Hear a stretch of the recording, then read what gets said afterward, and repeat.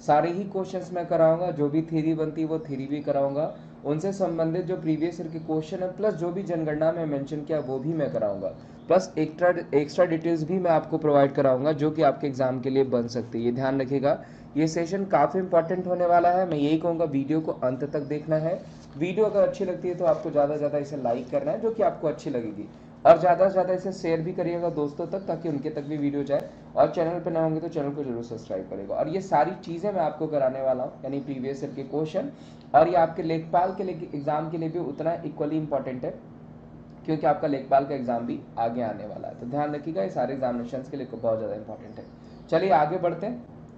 सबसे पहले चीज देखिए कि भारत में जनगणना की शुरुआत हुई कब। तो देखिए भारत में जो जनगणना की शुरुआत हुई थी वो हुई थी 1872 में। कब हुई थी? 1872। Very very important. देखिए यहाँ से एक क्वेश्चन मैं और ऐड कर देता हूँ।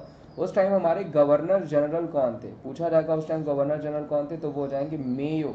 ध्यान रखिएगा, मेयो गवर्नर जनरल थे। इन्हीं मेयो की हत्या, ध्यान रखिएगा, पठान बंधुओं ने अंडमान निकोबार में कर दी थी। खैर ये हिस्ट्री का क्वेश्चन लेकिन आप लिख सकते हैं, इन्हीं मेयो की हत्या पठान बंदियों ने अंडमान और निकोबार में कर दी थी। पूछा जाता है कौन सा गवर्नर जनरल है जिसकी हत्या अंडमान निकोबार में पठान बंदियों द्वारा की गई थी? वही मेयो। इन्हीं के समय में 1872 में हमारा जो है सेंसस यानी जनगणना कार्यकाल यानी शुरू हुआ। ठीक है, उसके बाद नियमित रूप से ये शुरू हुआ 1881 में, यानी शुरू किया गया 1881 में नियमित रूप से कंटिन्यूअसली।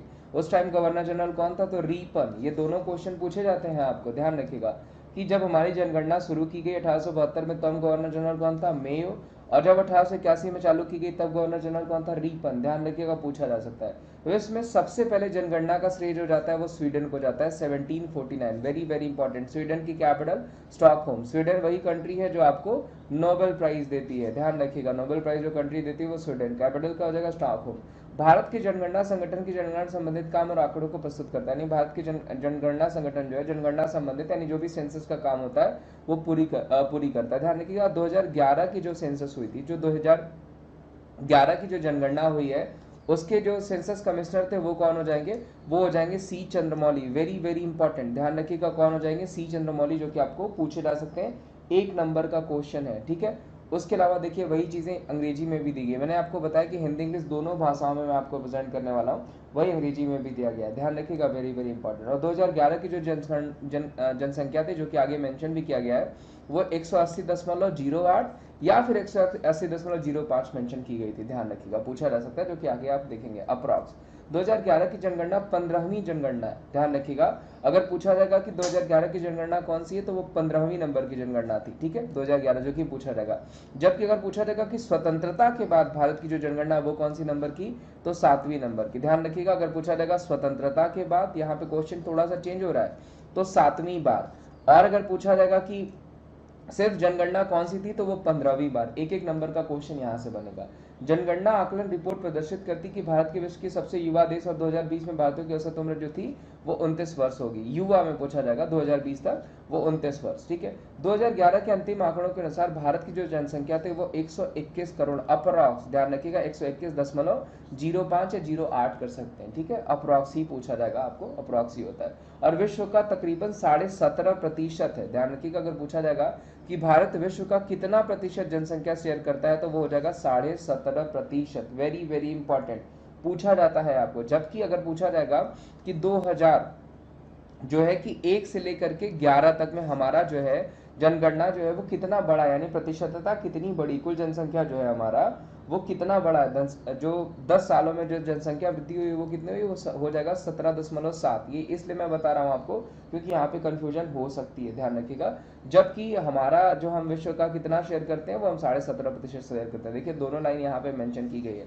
17.7 हमारी जनसंख्या वृद्धि है 10 सालों में। ठीक है, 2001 से लेकर, क्योंकि हर 10 साल पे हमारी सेंसस होती है, जबकि विश्व का हम 17.5% शेयर करते हैं। ध्यान रखिएगा, यही चीजें आपको एमसीक्यूज में भी मिलने वाला है, तो आपको एमसीक्यू भी देना है ताकि आप अपने आप को चेक कर सके कि आप सही पढ़े हैं या नहीं पढ़े हैं। ठीक है, और वीडियो अच्छा लगेगा दोस्तों जो जरूर लाइक करेगा। आगे बढ़ते हैं। देखिए मैंने बताया आपको 121.05 या 08% हमारी जनसंख्या है। 2011 की जनगणना के अनुसार भारत की कुल जनसंख्या, नगरीय जनसंख्या कितनी, यानी हमारे शहरी इलाकों में हमारी जनसंख्या कितनी है, तो वो हो जाएगी 31.2। Very very important. जबकि ग्रामीण जनसंख्या कितनी हो जाएगी, वो हो जाएगी 68.8। 8, वेरी वेरी इंपॉर्टेंट, ये हो गया आपका 100%। ध्यान रखिएगा 31.2 अर्बन, यहाँ पे मैं कर देता हूँ अर्बन सिविलाइजेशन है, अर्बन जनसंख्या है, अर्बन पॉपुलेशन है, जबकि 68.8 क्या हो जाएगी हमारी, ये रूरल यानी हमारी ग्रामीण जनसंख्या है। वेरी वेरी इंपॉर्टेंट, पूछा जा सकता है। राष्ट्रीय जनसंख्या नीति 2000 के अंतर्गत जनसंख्या में स्थिरता प्राप्त करने के लिए 2045 से बढ़ा करके 2070 कर दिया गया, यानी जो हमारी पॉपुलेशन है उनको इंक्रीज किया गया है। 2000 पहले 2045 रखा गया था, अब 2070 रखा गया, ताकि जो भी हमारी अचीविंग स्टेबिलिटी है वो बराबर हो जाए, स्थिर हो जाए। ध्यान रखिएगा, वेरी वेरी इंपॉर्टेंट। वही हमने बात करी कि पूछा गया आपको कि हमारी जनसंख्या कितनी है, तो ध्यान रखिएगा शहरों में 31.2, वेरी वेरी इंपॉर्टेंट। शहरों में जनसंख्या पूछा जाएगा तो कितनी हो जाएगी, 31.2 हो जाएगी, जबकि अगर गांव में पूछा जाएगा तो वो क्या हो जाएगा, 68.8, 68.8। ये भी आपको पूछा जाता है, ये भी एक नंबर का क्वेश्चन आपको कंफर्म बनाया जाएगा। चलिए आगे बढ़ते हैं। 2011 की जनगणना के अनुसार देश में अनुसूचित जाति एससी की संख्या लगभग 20 करोड़, ये भी पूछा गया था आपको। सबसे ज्यादा एससी जनसंख्या वाला राज्य उत्तर प्रदेश, जबकि सबसे ज्यादा एससी की जनसंख्या प्रतिशतता वाला राज्य यानी इन टर्म्स ऑफ परसेंटेज, तो वो क्या हो जाएगा, पंजाब। ये भी एक नंबर का क्वेश्चन है जो कि आपको देखने को बन सकता है। आगे बढ़ते हैं। 2011 की जनगणना के अनुसार अनुसूचित जनजाति यानी एसटी कमीशन वाला पूछा जाएगा, तो एसटी एसटी पूछा जाएगा कैटेगरी का, तो एसटी जनसंख्या सबसे अधिक मध्य प्रदेश में है। और एसटी जनसंख्या प्रतिशतता वाला अगर पूछा जाएगा आपको यूनाइटेड, तो वो क्या हो जाएगा, लक्षद्वीप। ठीक है, ये भी ध्यान रखिएगा, राज्य पूछा जाएगा जहां पे सबसे अधिक प्रतिशतता है, तो वो क्या हो जाएगा आपका, वो लक्षद्वीप हो जाएगा, जो कि पूछा जा सकता है, जो कि आपका यूनियन टेरिटरी है। आगे बढ़ते हैं। देखिए यहाँ पे क्वेश्चंस आ गए एमसीक्यूज। अब इन्हीं पे बेस क्वेश्चन प्लस मैं आपको इसके साथ साथ जो भी एक्स्ट्रा डिटेल बनेगी वो भी मैं बताता रहूंगा। ठीक है, देखिए सबसे पहली बार जनगणना कब हुई, अभी जस्ट हमने पढ़ा है 1872 में हुई। किसके समय में हुई, अभी मैंने बताया, तो वो हुई मेयो के समय में। ठीक है, ध्यान रखिएगा। उसके अलावा दोबारा हमारी अगर पूछा जाएगा कि परमानेंट कब हो गई, तो वो 1881 में। किसके समय में भाई, रीपन के समय में। ये भी ध्यान रखिएगा, एक नंबर का क्वेश्चन। भारत में पहली बार जनगणना किसके कार्यकाल में हुई थी, वेरी इजी क्वेश्चन, इजीली आप लगा देंगे मेयो। देखिए मैंने कहा कि अगर ये वीडियो देखेंगे तो आपको क्वेश्चन रटने की जरूरत ही नहीं पड़ेगी, आप सब कर लेंगे। 2011 की जनगणना के साथ भारत की जनसंख्या कितनी है, तो देखिए अप्रॉक्स भी जाएंगे तो 121 करोड़ बताया गया। ध्यान रखिएगा, अप्रॉक्स भी जाएंगे तो 121 करोड़ बताया गया, जो कि बहुत इजी है क्वेश्चन और बनेगा भी, पूछा भी जाएगा। अप्रॉक्स पूछा जाएगा तो वो कितना हो जाएगा, 21 करोड़ हो जाएगा, जो कि पूछा जा जाएगा 121 करोड़। ठीक है, आगे बढ़ते हैं। 2011 की जनगणना के अनुसार विश्व की कुल जनसंख्या में भारत भागीदारी लगभग कितनी है। देखिए विश्व का पूछा गया, यहाँ पे सीधे आप बता देंगे 17.5%। ध्यान रखिएगा 17.5% क्या हो जाएगा, ये हो जाएगा हमारा विश्व की जनसंख्या का शेयर करते हैं। जबकि अगर पूछा जाएगा कि 2001 से लेकर के 2011 तक में हमने जनसंख्या वृद्धि कितनी देखी, तो वो देखिए 17.7। देखिए मैं क्वेश्चंस भी क्लियर करते हुए चल रहा हूं तो आपका, ताकि आपको किसी भी प्रकार का कंफ्यूजन ना हो। आगे बढ़ते हैं। 2011 की जनगणना स्वतंत्रता प्राप्ति के बाद कौन सी जनगणना है। देखिए स्वतंत्रता प्राप्ति के बाद क्या हो जाएगा, वो हो जाएगी 7वीं, यानी after the independence day 2011 census was of which number, that is of 7th number, 7वीं थी। जबकि अगर पूछा जाएगा टोटल अभी तक कितनी बार, तो 15 बार। ठीक है, ऐसे पूछा जाएगा तो 15वीं, और स्वतंत्रता के बाद पूछा जाएगा तो 7वीं। आगे बढ़ते हैं।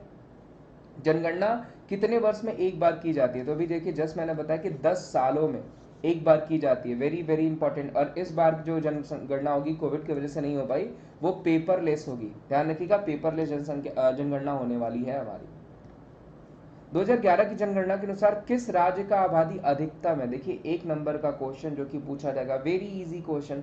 आई थिंक ये क्वेश्चन सबको ही पता होगा कि किसका हो जाएगा, उत्तर प्रदेश का हो जाएगा। 2011 की जनगणना के अनुसार सबसे अधिक आबादी कहाँ पे हो जाएगी, तो वो उत्तर प्रदेश में हो जाएगी। ध्यान रखिएगा, अगर पूछा जाएगा आपको कि पुरुषों की जनसंख्या कितनी है टोटल, मैं बता रहा हूँ इंडिया में, तो वो हो जाएगा 62.31 करोड़। ध्यान रखिएगा, जो कि इन टर्म्स ऑफ परसेंटेज पूछे जाए तो 51% जो है वो लगभग 51%, 51.47 वो पुरुषों की जनसंख्या है।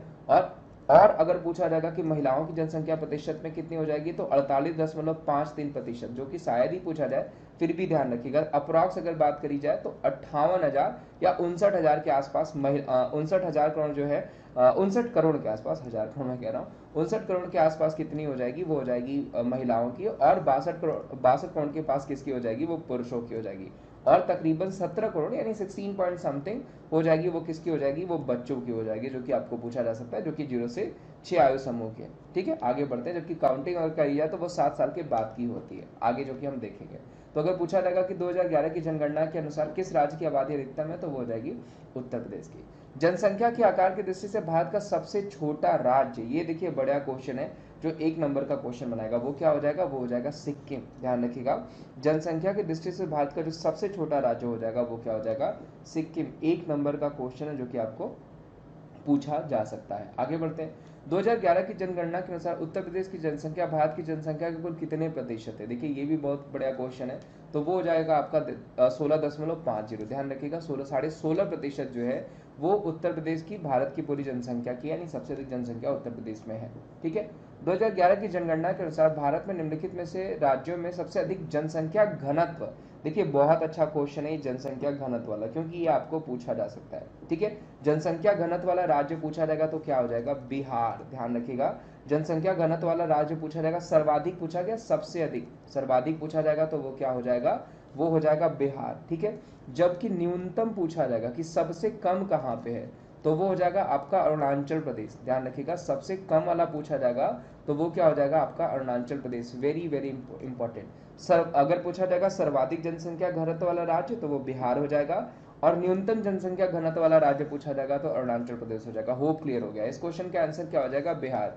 ये क्या है, टॉप। ठीक है, अगर मैं पूछूं लोअर पे कौन हो जाएगा, बॉटम पे कौन हो जाएगा, यानी न्यूनतम कहाँ पे हो जाएगा, मिनिमम कहाँ पे हो जाएगा, मिनिमम कर देते हैं यहाँ पे, तो वो हो जाएगा अरुणाचल प्रदेश। क्लियर है। आगे बढ़ते हैं, किसमें, सबसे अधिक जनसंख्या घनत्व वाले राज्य में। ठीक है, और अगर वही मान लीजिए केंद्र शासित प्रेजेंट कर देता है कि सर्वाधिक केंद्र शासित वाला जनसंख्या घनत्व वाला राज्य कौन सा हो जाएगा, तो सबको पता होगा दिल्ली।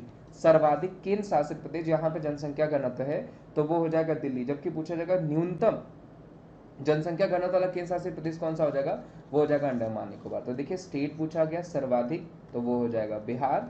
ठीक है, अगर आपको पूछा गया कि मिनिमम अगर पूछा जाएगा कि जहाँ पे जनसंख्या घनत्व है तो वो तो हो जाएगा आपका अरुणाचल प्रदेश। वहीं यूनियन टेरिटरी पूछा जाएगा तो सर्वाधिक जनसंख्या घनत्व दिल्ली, और न्यूनतम पूछा गया, मिनिमम पूछा गया तो वो क्या हो जाएगा, अंडमान एंड निकोबार। क्लियर है, इस क्वेश्चन का आंसर बिहार। आगे बढ़ते हैं, लिंगानुपात का परिकलन कैसे किया जाता है। देखिए क्या पूछा गया कि बेसिकली हमारा जेंडर रेशियो जो है वो कैसे किया जाए, देश के में प्रति 1000 लोगों के ऊपर बच्चों की संख्या, देश में प्रति 1000 महिलाओं पर पुरुषों की संख्या, देश में प्रति 1000 पुरुषों पर महिलाओं की संख्या।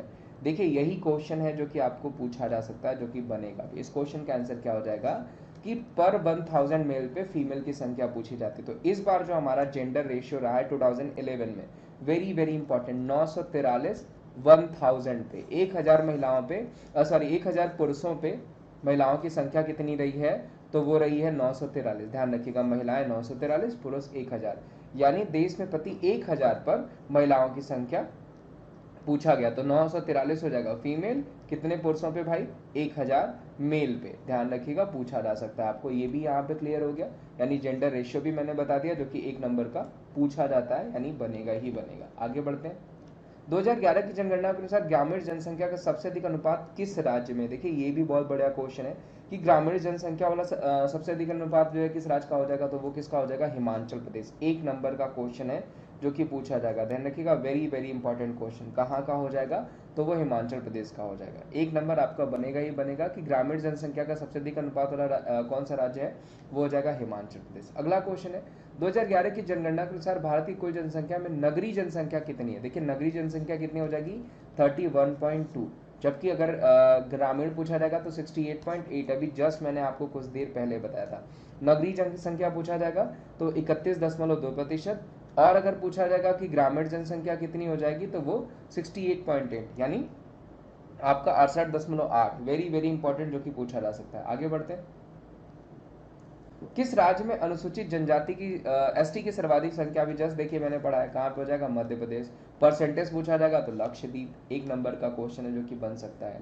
भारत में प्रभावित साक्षरता दर की जनगणना की जाती है, यानी पूछा गया which is the calculated literacy rate affected in India. कुल जनसंख्या से बच्चों की जनसंख्या या वयस्कों की संख्या 7 वर्ष की उम्र से ऊपर की जनसंख्या, यानी पूछा गया है कि जो लिटरेसी रेट है हमारा, प्रभावित साक्षरता दर है, उसकी गणना कब की जाती है, तो 7 वर्ष की कम उम्र से ऊपर जनसंख्या से। ध्यान रखिएगा, कम से कम 7 वर्ष से कम उम्र के ऊपर की जनसंख्या का साक्षरता दर, वहीं से हमारा जो है कि गणना की जाती है। सबसे अधिक अगर साक्षर प्रदेश पूछा जाएगा तो वो कौन हो जाएगा, 94% के साथ केरला। सबसे कम साक्षर प्रदेश पूछा जाएगा, यानी न्यूनतम साक्षरता वाला राज्य पूछा जाएगा, वो बिहार हो जाएगा। ध्यान रखिएगा। न्यूनतम पूछा जाएगा तो बिहार, और मैक्सिमम तो सर्वाधिक सबको बताया केरला हो जाएगा। ठीक है। 2011 में निम्नलिखित राज्य में किसकी साक्षरता दर सबसे कम थी? अभी जस्ट मैंने आपको बताया बिहार की। वेरी वेरी इंपॉर्टेंट, 60.8%, 61.8%, यानी 61.8% सबसे कम किसकी थी? बिहार की थी, जो कि आपको पूछा। देखिए क्वेश्चन आपको बनेंगे सारे क्वेश्चंस आपको पूछे ही जाएंगे। ठीक है। सबसे अधिक पूछा जाएगा तो वो किसकी हो जाएगी? केरला की हो जाएगी। कितनी प्रतिशत? 94%। आगे बढ़ते हैं। 2011 सेंसस में बता रहा हूँ, ये ध्यान रखिएगा। 2011 की जनगणना में बिहार की अनुमानित आबादी कितनी हो जाएगी? तो देखिए ये भी एक नंबर का स्पेसिफिक क्वेश्चन है, जो कि बिहार बोर्ड के लिए भी काफी इंपॉर्टेंट है। वो हो जाएगी 10 करोड़। जनगणना 2011 के अनुसार देश में सर्वाधिक जनसंख्या वाला राज्य कौन सा है, जहां पे लगभग 20 करोड़ लोग रहते हैं? देखिए उत्तर प्रदेश, अभी जस्ट मैंने बताया था, जो कि आपके लेखपाल के एग्जाम के लिए भी ज्यादा इंपॉर्टेंट है। एक नंबर का क्वेश्चन ये बनाएगा आपको। 2011 की जनगणना अनुसार भारत का सर्वाधिक आबादी वाला राज्य कौन सा? देखिए ये बहुत अच्छा क्वेश्चन है। वो कौन सा हो जाएगा आपका? तो वो हो जाएगा महाराष्ट्र। दूसरा सर्वाधिक आबादी वाला राज्य पूछा है, ध्यान रखिएगा, यहाँ पे दूसरा मेंशन किया गया है। ठीक है। कौन सा वो हो जाएगा? वो महाराष्ट्र हो जाएगा। ठीक है, ध्यान रखिए। जबकि पहले नंबर पे उत्तर प्रदेश। भारत में जनसंख्या घनत्व निरंतर बढ़ रहा है, लगभग स्थिर है, कुछ कम हुआ है, पहले बढ़ा और फिर, तो देखिए हमेशा बढ़ ही रहा है। ध्यान रखिएगा, इंक्रीज कंटिन्यूअसली। हमारा जो जनसंख्या घनत्व वो हमेशा बढ़ ही रहा है, जो कि आपको पूछा जा सकता है। आगे बढ़ते हैं। राष्ट्रीय जनसंख्या नीति 2000 के अंतर्गत जनसंख्या में स्थिरता प्राप्त करने का लक्ष्य 2045 से बढ़ा करके कितना कर दिया गया? अभी जस्ट मैंने बताया आपको, 2070 कर दिया गया। ये भी एक नंबर हो गया। देखिए मैंने कहा थोड़ा सा भी अगर आपने थ्योरी देखा है तो आपको ये वीडियो बहुत अच्छी लगेगी और आंसर भी आप ज्यादा से ज्यादा कर पाएंगे। ठीक है। 2011 की जनगणना के अनुसार भारत में शहरों में रहने वाले लोगों की संख्या, देखिए मैंने क्या बताया कि 31.2% जो परसेंटेज है वो कहाँ का है? वो शहरों का हो जाएगा। इजीली आप कर लेंगे, क्या हो जाएगा? 37 करोड़ जो लोग हैं वो कहाँ पे? शहर में। कितने लोग हो गए? तो 37 करोड़ लोग जो हो जाएंगे वो शहर में हो जाएंगे। ठीक है। जनगणना 2011 के अनुसार स्त्री साक्षरता दृष्टि से केरल के बाद दूसरे स्थान का राज्य। देखिए वेरी वेरी इंपॉर्टेंट, पूछा क्या गया? ध्यान रखिए, यहाँ पे पूछा गया फीमेल लिटरेसी। ध्यान रखिएगा, फीमेल लिटरेसी यहाँ पे मेंशन किया गया, जो कि बहुत ही इंपॉर्टेंट क्वेश्चन है। वो क्या हो जाएगा आपका? मिजोरम। दूसरे नंबर पे कौन सा हो जाएगा? मिजोरम। किसके बाद? केरला के बाद। ठीक है। आबादी की वृद्धि दर का तात्पर्य, यानी आबादी की वृद्धि दर, स्त्री और पुरुषों के बीच वृद्धि का अंतर, शहरी और ग्रामीण विकासों में आबादी के बीच का अंतर, प्रति हजार लोगों में जन्मों की संख्या, जन्म मृत्यु दरों के बीच अंतर। तो जो सही आंसर हो जाएगा वो क्या हो जाएगा? Difference between birth rate. ध्यान रखिएगा, पूछा गया आबादी की वृद्धि दर का तात्पर्य क्या है? जन्म मृत्यु दरों के बीच का अंतर, जो कि आपको पूछा जा सकता है। ध्यान रखिएगा, अगर मान लीजिए अगर पूछा जाएगा कि हमारा जनसंख्या घनत्व कितना है, तो 382, ध्यान रखिएगा, जो कि मे भी मैंने आपको नहीं बताया आपको, वो क्या हो जाएगा? व्यक्ति पर वर्ग किलोमीटर, पर वर्ग किलोमीटर में नापा जाता है। तो 382 व्यक्ति पर वर्ग किलोमीटर हमारा क्या हो जाएगा? जनसंख्या घनत्व हो जाएगा। Very very important. जबकि हमारी साक्षरता दर पूछी जाएगी कितनी है? तो टोटल 73%। जब से सबसे अधिक किसकी हो जाएगी? केरला की। कितनी? 94%। सबसे कम किसकी हो जाएगी? बिहार की। कितनी? 61.8%। भारत का पूछा जाएगा तो 73%। किस राज्य में महिला साक्षरता की दर सबसे अधिक है? अभी जस्ट मैंने आपको बताया Kerala. Very very important, easy question भी है। भारत में जनसंख्या की घनत्व की परिभाषा की जाती है प्रति वर्ग मील व्यक्तियों की संख्या के रूप से। देखिए अभी जस्ट जो चीज मैंने आपको बताई है, इजीली आप इसको कर लेंगे। कितनी है? 382 जो है प्रति व्यक्ति वर्ग किलोमीटर। एक नंबर का इजी क्वेश्चन है, जो कि आपको पूछा जा सकता है। ध्यान रखिए, क्वेश्चन बनेंगे ही बनेंगे, पूछे जाएंगे। ठीक है, आगे बढ़ते हैं। देखिए यहाँ पे मेंशन किया गया है प्रति वर्ग किलोमीटर व्यक्तियों की संख्या के रूप में, जो कि कितनी हो जाएगी? 382। ठीक है, आगे बढ़ते हैं। भारत में सबसे घनी आबादी वाला राज्य, देखिए ये बढ़िया क्वेश्चन है।